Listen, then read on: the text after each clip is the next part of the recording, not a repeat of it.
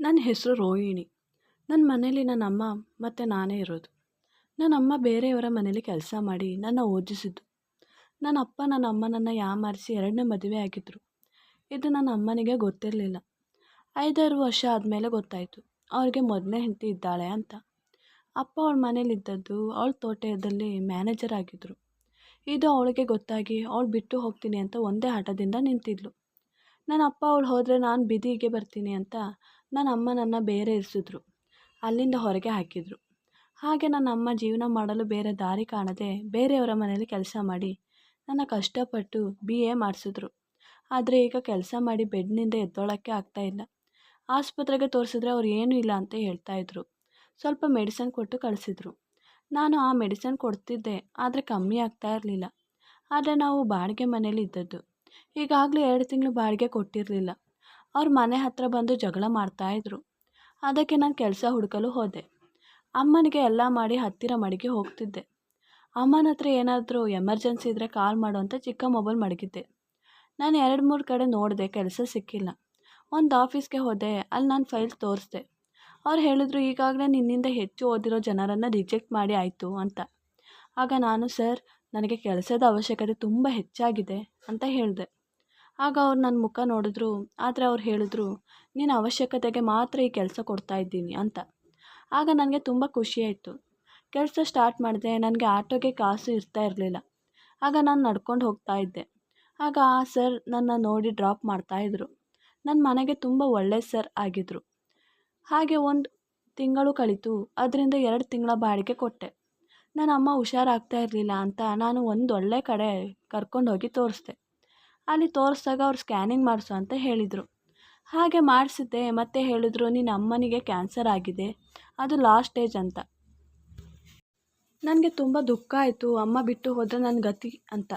ಆದರೆ ನಾನು ಈ ವಿಷಯನ ಅಮ್ಮನಿಗೆ ಹೇಳಿರಲಿಲ್ಲ. ನಾನು ಮನೇಲಿ ಇರೋದಕ್ಕೆ ಆಗಲ್ಲ, ಮನೆ ಖರ್ಚು ನೋಡಬೇಕಿತ್ತು. ನನ್ನ ಪಾಪ ಅಮ್ಮ ನನ್ನ ಬಿಟ್ಟು ಹೋಗ್ತಾ ಇದ್ದೆ. ಒಂದು ದಿನ ತುಂಬ ಎಮರ್ಜೆನ್ಸಿ ಮೀಟಿಂಗ್ ಇತ್ತು ಸರ್ಗೆ. ಅವರಿಗೆ ಒಂದು ಫೈಲ್ ಕಳಿಸ್ಕೊಡ್ಬೇಕಿತ್ತು, ಅದು ಅರ್ಜೆಂಟಾಗಿ. ನಾನು ರೆಡಿ ಮಾಡ್ತಾ ಇದ್ದೆ. ಆಗ ಅಮ್ಮ ಫೋನ್ ಮಾಡಿದ್ರು. ಅಮ್ಮ ನೀನು ಬರ್ತೀಯಾ ಮನೆಗೆ ನನಗೆ ಅಂತ ಹೇಳಿದ್ರು. ನಾನು ಅಮ್ಮ ಒಂದು ಅರ್ಧ ಗಂಟೆ ಅಮ್ಮ ಬರ್ತೀನಿ, ತುಂಬ ಅರ್ಜೆಂಟ್ ಫೈಲ್ ಕೊಡಬೇಕು ಅಂತ ಹೇಳಿದೆ. ಆಗ ಅಮ್ಮ ಆಯಿತು ನೀನು ಮುಗಿಸ್ಕೊಂಡು ಬಾ, ಏನೂ ಇಲ್ಲ ಅಂತ ಹೇಳಿದ್ರು. ನಾನು ಎಷ್ಟು ಬೇಗ ಆಗುತ್ತೋ ಅಷ್ಟು ಬೇಗ ಮುಗಿಸಿ ಹೋಗ್ತಾ ಇದ್ದೆ. ಆಗ ಅಲ್ಲಿ ಆಟೋ ನಿಲ್ಲಿಸ್ತಾನೆ ಇರಲಿಲ್ಲ. ಆಗ ಸರ್ ನೋಡಿ ಅವ್ರ ವಾಚ್ಮ್ಯಾನ್ನ ಕಳಿಸಿದ್ರು. ಹಾಗೆ ಹೋದೆ. ಆದರೆ ಹೋಗೋಷ್ಟರಲ್ಲಿ ಅಮ್ಮ, ನಾನು ಅಂದ್ಕೊಂಡೆ ಸ್ವಲ್ಪ ಬೇಗ ಬಂದಿದ್ರೆ ಅಮ್ಮ ನಂತರ ಕೊನೆ ಮಾತು ಮಾತಾಡ್ಬೋದಾಗಿತ್ತು ಅಂತ. ಮತ್ತು ಅಕ್ಕಪಕ್ಕದ ಮನೆಯವರೇ ಅಮ್ಮನ ಅಂತ್ಯ ಸಂಸ್ಕಾರ ಮಾಡಿದ್ರು. ಸರ್ ಬಂದು ಸಂತಾಪ ಹೇಳಿದ್ರು. ಎಲ್ಲರೂ ಹೋದರು. ಈಗ ನನಗೆ ಅಲ್ಲಿ ಒಬ್ಬಳೇ ಇರಲು ಭಯ ಆಗ್ತಾಯಿತ್ತು. ಅಮ್ಮ ಇಲ್ಲದೆ ನನಗೆ ಇರಲು ಇಷ್ಟನೇ ಆಗ್ತಾ ಇರಲಿಲ್ಲ. ನೋಡಿದ್ರೆ ನಮ್ಮ ಮನೇಲಿ ಮಾಲೀಕ ಸೇರಿರಲಿಲ್ಲ. ಅವನು 2 ದಿನ ಆದಮೇಲೆ ನೀನು ಒಬ್ಬಳೇ, ನಾನು ನಿನ್ನ ಜೊತೆ ಇರ್ತೀನಿ ಬಿಡು ಅಂತ ಹತ್ತಿರ ಬರೋದು ನೋಡ್ದ. ನಾನು ಆವಾಗಲೇ ಅವನನ್ನು ಹೊರಗಡೆ ಹಾಕಿದೆ. ಎಲ್ಲ ಅಲ್ಲೇ ಬಿಟ್ಟು ಮಾರನೇ ದಿನ 2-3 ಬಟ್ಟೆ, ಅಗತ್ಯಕ್ಕೆ ಬೇಕಾಗಿರುವ ವಸ್ತು ಒಂದು ಬ್ಯಾಗ್ಗೆ ಹಾಕ್ಕೊಂಡು ಅಲ್ಲಿಂದ ಸೀದಾ ಆಫೀಸ್ಗೆ ಹೋದೆ. ಅಲ್ಲಿ ಎಲ್ಲರೂ ಏನು ಇಷ್ಟು ದೊಡ್ಡ ಬ್ಯಾಗ್ ತಂದಿದೆಯಾ, ಎಲ್ಲಿಗಾದರೂ ಹೋಗ್ತೀಯಾ ಅಂತ ಕೇಳಿದ್ರು. ಆಗ ಹಾಂ, ಅದು ಸಂಜೆ ಹೋಗಬೇಕು, ಇಲ್ಲಿಂದನೇ ಹೋಗೋದು ಅಂತ ಬಂದೆ ಅಂತ ಹೇಳಿದೆ. ಹಾಗೆ ಎಲ್ಲರೂ ಹೋದ ತಕ್ಷಣ ಅವ್ರ ಮುಂದೆ ಹೋದ ಹಾಗೆ ಮಾಡಿ ಅಲ್ಲೇ ಉಳ್ಕೋತಿದ್ದೆ. ನನಗೆ ಬೇರೆ ಆಪ್ಷನ್ ಇರಲಿಲ್ಲ ಅರ್ಜೆಂಟಾಗಿ ಇರೋದಕ್ಕೆ. 1 ವಾರ ಅಲ್ಲೇ ಇದ್ದು ಮತ್ತೆ ಎಲ್ಲಾದರೂ ಮನೆ ಮ್ಯಾನೇಜ್ ಆದರೆ ಹೋಗೋಣ ಅಂತ ಅಂದ್ಕೊಂಡೆ. ಆದರೆ ನನ್ನ ಸರ್ CCTV ಕ್ಯಾಮ್ರಾದಲ್ಲಿ ನೋಡಿದ್ರು. ಮಾರನೇ ದಿನ ನನ್ನ ಕರೆದ್ರು ಅವ್ರ ರೂಮ್ಗೆ. ಅಲ್ಲಿ ಕೇಳಿದ್ರು, ನೀನು ರಾತ್ರಿ ಏನು ಮಾಡ್ತಾ ಇದ್ದೆ ಆಫೀಸ್ನಲ್ಲಿ ಅಂತ. ಆಗ ನಾನು ಅಳಲು ಸ್ಟಾರ್ಟ್ ಮಾಡಿದೆ.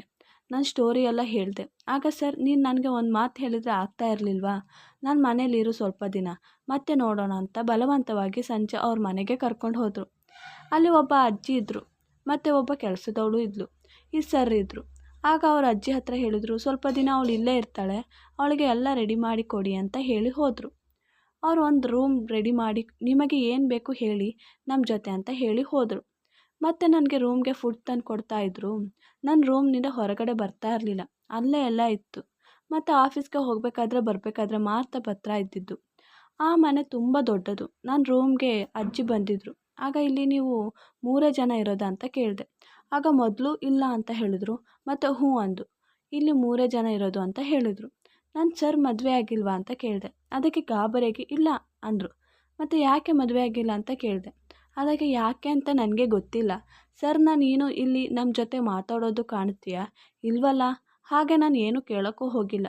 ಊಟ ಮಾಡೋಕ್ಕೆ ಹೋಗಬೇಕಾದ್ರೆ ಹೇಳಿದ್ರು, "ನಿನಗೆ ಏನಾದರೂ ಬೇಕು ಅಂದರೆ ಈಗಲೇ ಕೇಳು. ಒಂದು ನೀನು ರಾತ್ರಿ 9 ಗಂಟೆಗೆ ಇಲ್ಲಿಂದ ಆಚೆಗೆ ಹೊರಗಡೆ ಬರಬೇಡ ಅಂತ. ಇದು ಇಲ್ಲಿಯ ರೂಲ್ಸ್" ಅಂತ ಹೇಳಿದರು. ನಾನು ಹಾಂ ಆಯಿತು, ಆದರೂ 9 ಗಂಟೆಗೆ ಹೋದರೆ ಏನಾಗುತ್ತೆ ಅಂತ ಕೇಳಿದೆ. ಅದಕ್ಕೆ "ಅದೆಲ್ಲ ನಿನಗೆ ಯಾಕೆ, ನಾವು ಹೇಳಿದ್ದಷ್ಟು ಕೇಳಿದ್ರೆ ಸಾಕು" ಅಂತ ಹೇಳಿದ್ರು. ನಾನು ಅಮ್ಮ ಸತ್ತು ಸರಿಯಾಗಿ ಮಲಗೇ ಇರಲಿಲ್ಲ. ಅಲ್ಲಿ 2 ದಿನ ತುಂಬ ಒಳ್ಳೆ ನಿದ್ದೆ ಬಂತು. 3ನೇ ದಿನ ಬೇಗ ಊಟ ಮಾಡಿ ಮಲ್ಕೊಳ್ಳೋದ ಅಂತ ಹೋದೆ. ಸ್ವಲ್ಪ ಹೊತ್ತು ನಿದ್ದೆ ಬಂದೆ ಇಲ್ಲ. ಮತ್ತು ಆ ಕಡೆ ಈ ಕಡೆ ತಿರುಗ್ತಾ ಇದ್ದೆ. ಮತ್ತು ಯಾರಾದರೂ ಹೀಗೆ ಹೇಳಿದರೂ ಮೈಂಡಲ್ಲಿ ಅದೇ ಯೋಚನೆ ಇರುತ್ತೆ. ನಾನು ಏನಾಗುತ್ತೆ ಅಂತ ಅನ್ಕೋತಿದ್ದೆ. ಹೀಗೆ ಆಗ್ತಾ ಆಗ್ತಾ ರಾತ್ರಿ 1 ಗಂಟೆ ಆಗಿತ್ತು. ಆಗ ಯಾವುದೋ ಒಂದು ಸೌಂಡ್ ಜೋರಾಗಿ ನನಗೆ ಭಯ ಆಯಿತು. ಮತ್ತು ಸರಿಯಾಗಿ ಕೇಳಿಸ್ಕೊಂಡೆ. ಆಗ ಒಂದು ಹೆಣ್ಣಿನ ಸೌಂಡು. ಅದು ಕಿರುಚೋದು, ಅಳೋದು, ಸ್ವಲ್ಪ ಹೊತ್ತು ಆದಮೇಲೆ ಅದು ಇದು ಬೀಳೋ ಸೌಂಡು ಆಗ್ತಾಯಿತ್ತು. ನನಗೆ ತುಂಬ ಅಂದರೆ ತುಂಬ ಹೆದರಿಕೆ. ಇದೇನು ಹೀಗೆ ಸೌಂಡ್ ಅಂತ. ನಿಂತೋಯ್ತು ಮತ್ತು ಸ್ವಲ್ಪ ಹೊತ್ತಾದಮೇಲೆ. ಆದರೆ ನನಗೆ ಬೆಳಗ್ಗೆ ತನಕ ನಿದ್ದೆನೇ ಬರ್ತಾ ಇರಲಿಲ್ಲ. ಮತ್ತೆ ಮಲ್ಕೊಂಡೆ. ಬೆಳಗ್ಗೆ ಏಳೋದಕ್ಕೆ ಲೇಟ್ ಆಯಿತು. ಆದರೆ ಆಫೀಸ್ಗೆ ಸರ್ ನನಗಿಂತ ಮೊದಲೇ ಹೋಗ್ತಾ ಇದ್ದದ್ದು. ನಾನು ಬೇಗ ಬೇಗ ರೆಡಿಯಾಗಿ ಹೋಗಿದ್ದೆ. ಆವತ್ತು ಮಧ್ಯಾಹ್ನ ರಜೆ ಕೇಳಬೇಕು ಅಂತ ಸರ್ ಹತ್ರ ಹೋಗ್ತಾ ಇದ್ದೆ. ಆಗ ಸರ್ ಒಂದು ಫೋಟೋ ಹಿಡಿದು ಅಳ್ತಾ ಇದ್ರು. ನಾನು ನಾಕ್ ಮಾಡಿದ್ದೆ. ಬೇಗ ಬೇಗ ಕಣ್ಣು ಒರೆಸಿ ಈ ಕಡೆ ತಿರುಗಲೇ ಇಲ್ಲ. ನಾನು ಕೇಳಿದೆ ಆಗ ಸರ್ ಯಾಕೆ ಅಂತ ಕೇಳಿದ್ರು. ಆಗ ನಾನು ಅದು ಮನೆ ಹುಡುಕಬೇಕು, ನನಗೆ ನಿಮ್ಮ ಮನೇಲಿ ಹೆಚ್ಚು ದಿನ ಇರೋದಕ್ಕಾಗಲ್ಲ, ನಾನು ನನಗೋಸ್ಕರ ಮನೆ ಹುಡ್ಕೋಬೇಕು ಅಂತ ಹೇಳಿದೆ. ಆಗ ಹಾಂ ನನಗೆ ಗೊತ್ತಾಗುತ್ತೆ, ಆದರೆ ನೀನು ಮನೆ ಮಾಡೋದನ್ನು ನಾನು ಚೆಕ್ ಮಾಡಬೇಕು ಅಂತ ಹೇಳಿದ್ರು. ಅದಕ್ಕೆ ಏನು ಅಂದೆ. ಆಗ ಅದು ನೀನು ಸರಿಯಾದ ಏರಿಯಾದಲ್ಲಿ ನೋಡ್ತೀಯ ಅಂತ ಚೆಕ್ ಮಾಡೋದಕ್ಕೆ ಅಂತ ಹೇಳಿದ್ರು. ಆದರೆ ಒಂದು ಇಲ್ಲಿಯ ಯಾರಿಗೂ ನಾನು ಸರ್ ಮನೇಲಿದ್ದೀನಿ ಅಂತ ಗೊತ್ತಿರಲಿಲ್ಲ. ಸರ್ ಮೊದಲೇ ಹೇಳಿದರು, ನೀನು ಯಾರಿಗೂ ಹೇಳಬೇಡ, ಎಲ್ಲರೂ ಒಂದೊಂದು ಮಾತಾಡ್ಕೋತಾರೆ ಅಂತ. ನಾನು ನೋಡ್ಕೊಂಡು ಬಂದಿದ್ದೆ. ಒಂದು ಸಿಂಗಲ್ ರೂಮ್ ಆಗಿತ್ತು. ಆ ದಿನ ರಾತ್ರಿನೂ ಹಾಗೆ ಸೌಂಡ್ ಎಲ್ಲ ಬರ್ತಾ ಇತ್ತು. ನನಗೆ ಗಾಬರಿಯಾಗಿ ಬೇಗ ಇಲ್ಲಿಂದ ಹೋಗೋದು ಒಳ್ಳೆಯದು ಅಂತ ಅಂದ್ಕೊಂಡೆ. ಆದರೆ ಇನ್ನು ಸ್ವಲ್ಪ ಹಣ ಬೇಕಿತ್ತು ಮನೆ ಅಡ್ವಾನ್ಸ್ ಕೊಡಲು. ಇನ್ನು ಸಂಬಳ ಆಗಿರಲಿಲ್ಲ. ಇನ್ನೊಂದು ದಿನ ಹಾಗೆ ಸೌಂಡ್ ಬರೋದಾದರೆ ಅದ್ರ ಬಗ್ಗೆ ಅಜ್ಜಿ ಹತ್ರ ಕೇಳಿದೆ. ಆಗ ಅವರು ಅದು ಹೊರಗಡೆಯಿಂದ ಇರಬೇಕು, ಇಲ್ಲಾಂದರೆ ಸರ್ ಟಿ ವಿ ನೋಡೋದ್ರಿಂದ ಇರಬೇಕು ಅಂತ ಹೇಳಿದ್ರು. ಆದರೆ 2-3 ದಿನ ಅದೇ ಥರ ಸೌಂಡು. ಟಿ ವಿ ಆದರೆ ಅದೇ ಬರ್ತಾ ಇರುತ್ತಾ? ಇದು ಮನೆ ಒಳಗೆಯಿಂದನೇ ಬರ್ತಾ ಇದ್ದದ್ದು. ಹಾಗೆ ನಾನು ಹೊರಗಡೆ ಹೋಗಲು ಟ್ರೈ ಮಾಡಿದೆ. ಆದರೆ ಹೋಗ್ತಾ ಇದ್ಲು, ನನ್ನ ನೋಡಿ ಬಿಟ್ಟಿದ್ಲು. ನಾನು ಮತ್ತೆ ರೂಮ್ಗೆ ಹೊರಟೋದೆ. ಆದರೆ ಮಾರನೇ ದಿನ ಏನೂ ಕೇಳಿಲ್ಲ. ಆದರೆ ರಾತ್ರಿ ಸರಿಯಾದ 1 ಗಂಟೆಗೆ ಬಂದಳು. ಮತ್ತು ನನ್ನ ಜೊತೆ ಹೇಳಿದ್ಲು, ನಿನಗೆ ಇಲ್ಲಿ ಏನು ಸೌಂಡ್ ಅಂತ ನೋಡಲು ತುಂಬ ಆಸೆ ಅಲ್ವಾ, ಇವತ್ತು ನೋಡು, ಇವತ್ತು ನೀನು ನೋಡ್ಕೋತೀಯ ಇದೆಲ್ಲ ಅಂತ ಕರ್ಕೊಂಡು ಹೋದ್ಲು. ನಾನು ಭಯದಿಂದ ಹೋದೆ. ಆದರೆ ಮೇಲೆ ಒಂದು ರೂಮ್ಗೆ ಕರ್ಕೊಂಡು ಹೋದರು. ಅಲ್ಲಿ ಹೊರಗೇನೆ ಜೋರಾಗಿ ಸೌಂಡ್, ಕಿರುಚಾಡೋ ಸೌಂಡ್. ನನ್ನ ಒಳಗಡೆ ಕರ್ಕೊಂಡು ಹೋದಾಗ ಅಲ್ಲಿ ಒಬ್ಬ ಹುಡುಗಿ ವಿಚಿತ್ರವಾಗಿ ಇದ್ಲು. ಮತ್ತು ಅವಳೇ ಸುಮ್ಮನೆ ಕಿರುಚಾಡೋದು, ಅಳೋದು, ಮತ್ತು ಅಲ್ಲಿ ಇರುವ ಸಾಮಾನು ತೆಗೆದು ಎಸೆಯೋದು ಮಾಡ್ತಾ ಇದ್ಲು. ಅಲ್ಲಿ ಸುತ್ತಮುತ್ತ ಒಂದು ಹೆಣ್ಣಿನ ಫೋಟೋ ಇತ್ತು. ನಾನು ಇದ್ಯಾರು ಅಂತ ಕೇಳಿದೆ. ಆಗ ಅಜ್ಜಿ ಅಳುತ್ತಾ, ಇದು ಸರ್ ಮಗಳು, ಮತ್ತು ಆ ಫೋಟೋದಲ್ಲಿರೋ ಹುಡುಗಿ ಸರ್ ಹೆಂಡತಿ. ಸರ್ ಹೆಂಡತಿ ಫ್ಲೈಟ್ನಿಂದ ಹೋಗಬೇಕಾದ್ರೆ ಸತ್ತೋದ್ರು. ಆಗ ಈ ಹುಡುಗಿಗೆ ಒಂದು 9 ವರ್ಷ ಆಗಿರ್ಬೋದೇನೋ. ಆಗ ಸರ್ ಹೆಂಡತಿ ಸತ್ತ ದುಃಖದಿಂದನೇ ಇದ್ದರು. ಸರಿಯಾಗಿ ಮಗಳ ಕಡೆ ಗಮನ ಕೊಡದೆ ಮಗಳು ಫುಲ್ ಡ್ರಗ್ಸ್ಗೆ ಎಡಿಟ್ ಆಗಿದ್ಲು. ತುಂಬ ಅಂದರೆ ತುಂಬ. ಇದು ಒಂದು ದಿನ ತಲೆ ಸುತ್ತಿ ಬಿದ್ದಾಗ ಗೊತ್ತಾಯಿತು. ಡ್ರಗ್ಸ್ನಿಂದ ಅವಳ ಮೆದುಳಿನ ನರಗೆ ಸ್ವಲ್ಪ ಏಟಾಗಿದೆ. ಅವಳಿಗೆ ಫುಲ್ ಆಗಿ ಡ್ರಗ್ಸ್ನಿಂದ ಹೊರಗೆ ತರಬೇಕು, ಇಲ್ಲ ಅಂದರೆ ಸತ್ತೋಗ್ತಾಳೆ ಅಂತ. ಆಗ್ಲಿಂದ ಹೀಗೆ ಒಳಗಡೆನೇ ಇದ್ದಾಳೆ. ಅವಳು ಇದರಿಂದ ಮಾನಸಿಕವಾಗಿ ಆಗಿದ್ದಾಳೆ. ಸರ್ ತುಂಬ ಚಿಕಿತ್ಸೆ ಮಾಡಿಸ್ತಾ ಇದ್ದಾರೆ. ನೀನು ಬೆಳಗ್ಗೆಯಿಂದ ಮನೇಲಿ ಇರಲ್ಲ. ಸಂಜೆ ಟೈಮ್ನಲ್ಲಿ ಈ ಹುಡುಗಿ ಮಲಗಿರ್ತಾಳೆ. ರಾತ್ರಿ ಅದು ನೆನಪಾಗಿ ಹೀಗೆ ಆಡ್ತಾ ಇರ್ತಾಳೆ. ನಾನು ಬೇಗ ಇಂಜೆಕ್ಷನ್ ಕೊಡ್ತೀನಿ, ಆಗ ಮಲ್ಕೊಬಿಡ್ತಾಳೆ. ಆದರೆ ಇವತ್ತು ಇಂಜೆಕ್ಷನ್ ಖಾಲಿಯಾಗಿದೆ. ನನಗೆ ಸರ್ಗೆ ಹೇಳಲು ಮರೆತೋಯ್ತು. ಈಗ ಅವಳನ್ನು ಕಂಟ್ರೋಲ್ ಮಾಡಲು ನಾನೊಬ್ಬಳು ಕೈಯಲ್ಲಿ ಆಗ್ತಾ ಇಲ್ಲ. ಅದಕ್ಕೆ ನನ್ನ ಹೆಲ್ಪ್ಗೋಸ್ಕರ ಇಲ್ಲಿ ಕರೆಸ್ಕೊಂಡೆ ಅಂತ ನಾವು ಇಬ್ಬರು ಆ ಹುಡುಗಿನ ಮೇಂಟೈನ್ ಮಾಡೋಷ್ಟರಲ್ಲಿ ಸಾಕಾಗೋಯ್ತು. ಮತ್ತು ನಾನು ಬೆಳಗ್ಗೆ ಹೋಗಿ ಮಲ್ಕೊಂಡೆ. ಅಷ್ಟರಲ್ಲಿ ಸರ್ ಎದ್ದು ಬೇಗ ಹೋಗಿ ಅವಳಿಗೆ ಇಂಜೆಕ್ಷನ್ ತಂದು ಹಾಕಿದ್ರು. ನನ್ನ ನೋಡಿ ತಲೆ ಬಗ್ಗಿಸಿದ್ರು. ನಾನು ಮನಸ್ಸಲ್ಲಿ ಅಂದ್ಕೊಂಡೆ, ಇವರು ನಾನು ಯಾರೋ ನನಗೆ ಇಷ್ಟು ಹೆಲ್ಪ್ ಮಾಡಿದ್ದಾರೆ. ಆಗ ನಾನು ಅವರಿಗೆ ಹೆಲ್ಪ್ ಮಾಡಲಿಲ್ಲ ಅಂದರೆ ನನಗೆ ಮನುಷ್ಯತ್ವ ಇರಲ್ಲ.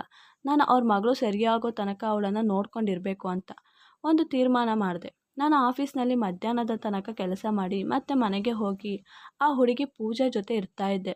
ಅವಳ ಜೊತೆ ಹೆಚ್ಚು ಟೈಮ್ ಸ್ಪೆಂಡ್ ಮಾಡ್ತಾಯಿದ್ದೆ. ಹೀಗೆ ಆಗಿ ಅವಳು ಸ್ವಲ್ಪ ಸ್ವಲ್ಪ ಸರಿಯಾಗ್ತಾ ಬಂದಳು. ಮತ್ತು 2 ತಿಂಗಳಲ್ಲಿ ಸಂಪೂರ್ಣವಾಗಿ ಸರಿಯಾದಳು. ಹಾಗೆ ನಾನು ಈಗ ಸರಿಯಾದ ಟೈಮ್ ಅಂತ ಸರ್ ಹತ್ರ ನಾನು ಹೋಗ್ತೀನಿ ಅಂತ ಹೇಳಿ ಹೋದೆ. ಅಂದರೆ ಪೂಜಾ ಕಂಡೀಷನ್ ಮತ್ತೆ ಹಾಗೆ ಆಡೋದಕ್ಕೆ ಸ್ಟಾರ್ಟ್ ಮಾಡ್ತಾ ಇದ್ಲು. ಹಾಗೆ ಮತ್ತೆ ನನ್ನ ಕರೆಸಿದ್ರು. ಅವಳಿಗೆ ನನ್ನ ಬಿಟ್ಟು ಇರಲು ಆಗ್ತಾ ಇರಲಿಲ್ಲ. ಸರ್ ನನ್ನ ಹತ್ರ ನಾನು ಆ ದೃಷ್ಟಿಯಲ್ಲಿ ಯಾವತ್ತೂ ನೋಡಿಲ್ಲ, ನೀನು ನನಗೋಸ್ಕರ ಒಂದು ಮಾಡ್ತೀಯಾ ಅಂದರು. ಆಗ ಏನು ಅಂದೆ. ಆಗ ಅದು ನೀನು ನನ್ನ ಮಗಳಿಗೋಸ್ಕರ ನನ್ನ ಜೊತೆ ಮದುವೆ ಆಗ್ತೀಯ ಅಂತ ಕೈ ಮುಗಿದ್ರು. ನನಗೆ ಪುಣ್ಯ ಬೇಕು, ಎಂಥ ಒಳ್ಳೆ ಸಿಗೋಕ್ಕೆ ಗಂಡ ಅಂತ. ಆಗ ಒಪ್ಕೊಂಡೆ ಬೇಗ ಮತ್ತು ಸಿಂಪಲ್ಲಾಗಿ ಮದುವೆ ಆಯಿತು. ಅವ್ರು ನನ್ನ ಜೊತೆ ಮದುವೆಯಾಗಿ ಹಳೆದನ್ನು ಮರೆತು ಚೆನ್ನಾಗಿದ್ದರು. ಮತ್ತು ಪೂಜಾ ಅವಳ ಅಮ್ಮನ ಜೊತೆ ಹೇಗಿರ್ತಿದ್ದಳೋ ಹಾಗೆ ನನ್ನ ಜೊತೆ ಇದ್ಳು. ನಾನು ಅವಳ ಜೊತೆ ಹಾಗೆ ಅಮ್ಮನ ಹಾಗೆ ಇದ್ದೆ. ಈ ವಿಡಿಯೋ ಇಷ್ಟವಾದಲ್ಲಿ ಪ್ಲೀಸ್ ಲೈಕ್ ಆ್ಯಂಡ್ ಸಬ್ಸ್ಕ್ರೈಬ್ ಮಾಡಿ.